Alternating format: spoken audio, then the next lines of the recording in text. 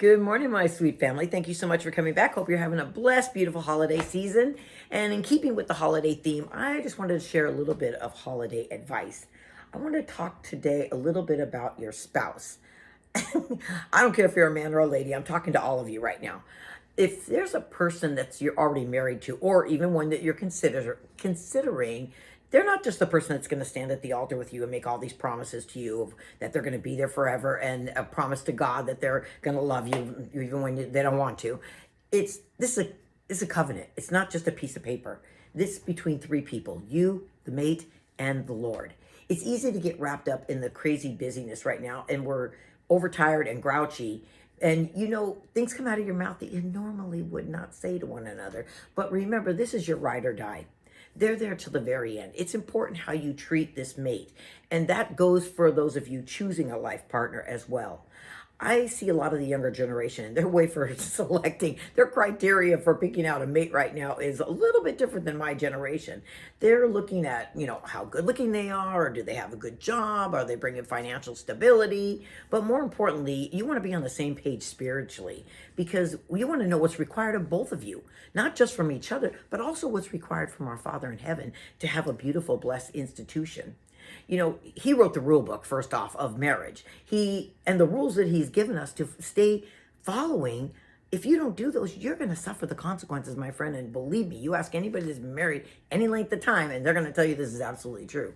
Because we need to understand that in this relationship, we are probably going to encounter a lot of things that we're not thinking of when you're all, enamored with one another.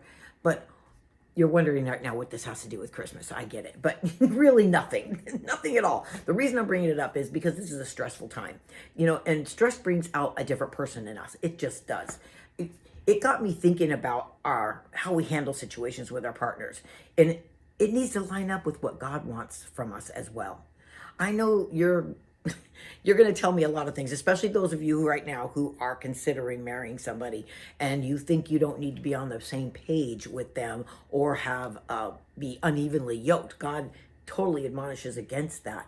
And the excuses that I've heard from a lot of young people are, oh, they don't care if they're going to go to church with me. I can change them.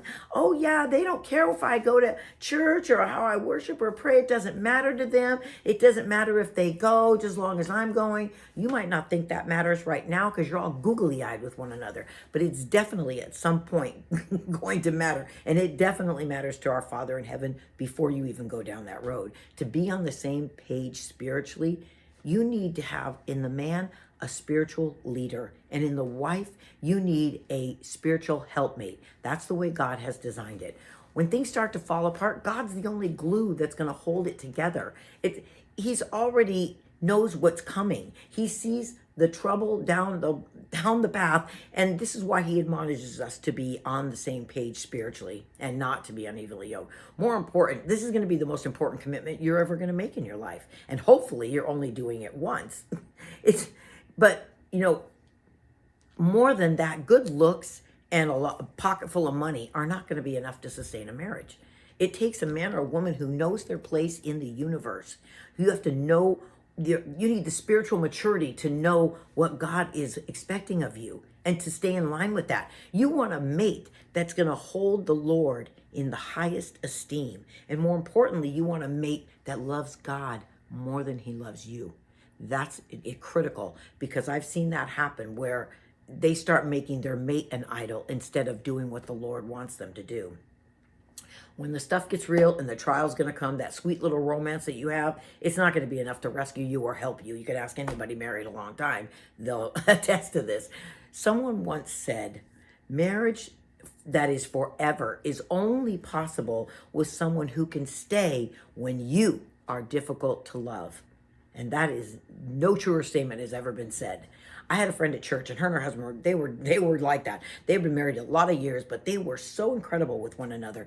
They just talked beautifully about each other, and it was. And I used to ask her all the time. I'm like, "What's going on here, girl?" I go, "Is this just a little show you guys put on for church, or are you guys really like this?" And you know what she said to me? She goes, "Because he knows how to love me when I'm an angel, and he knows how to love the devil out of me when I'm not. And I thought, wow, that is maturity. That's a golden relationship. Don't listen to the world, because their view of marriage, it's corrupt. They think that, well, we'll just go into this. I'll just marry this person, and if it doesn't work out and we don't like each other, we don't get along, we'll just ditch this person and move on to somebody else. That's not God's plan. That's the world. And the only exception for dissolving a marriage is abuse or infidelity. Anything other than that, you know what God said? Make it work.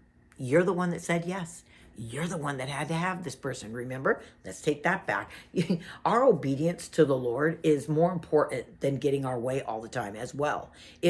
Marriage is an endless road of compromise. If you're not a person that can't not get your way all the time, this isn't the institution for you. I'm telling you right now, you're going to be on a rocky road right out the gate. Because this is a person that's going to be your coach in the delivery room having your first baby.